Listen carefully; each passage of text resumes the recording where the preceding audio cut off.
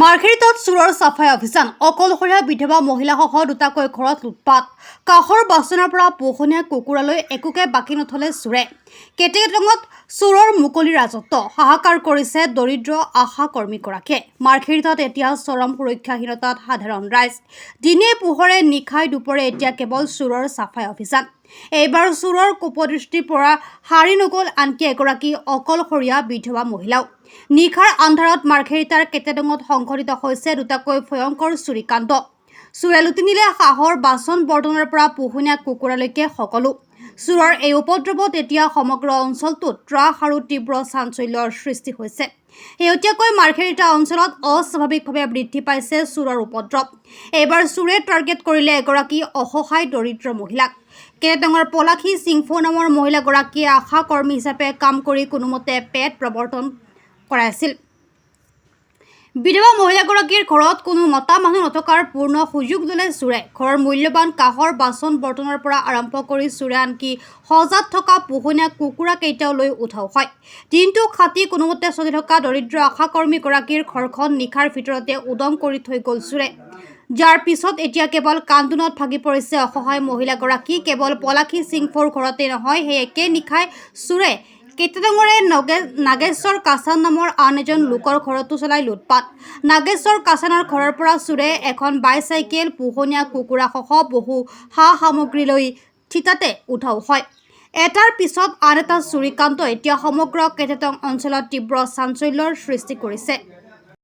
মোৰ আজি বৰ দুখিত আজি ৰাতি মোক 2:30মান বজাত মোৰ কুকুৰা কাঁহৰ বস্তু গোটেইখিনি চোৰে উপদ্ৰৱ কৰি লৈ গুচি গ'ল দৰ্জা কাটি পিছফালৰ পৰা দৰ্জা কাটি লৈ গ'ল আৰু বাহিৰত কিবা কিবি সামগ্ৰী পৰি আছিলে বেগ ভিতৰৰ পৰা বেগ লৈ গৈছে আশাকৰ্মী বেগ এটা আছিলে সেই আশাকৰ্মী বেগটো মানে বস্তু সোমাই আছিলে সেই বস্তুখিনি উলিয়াই পেলাই কেনে তাত কাঁহৰ বস্তুখিনি নিশ্চয় ভৰাই লৈ গৈছে বুলি মই সন্দেহ কৰিছোঁ আশাকৰ্মী বেগ যিহেতু আমি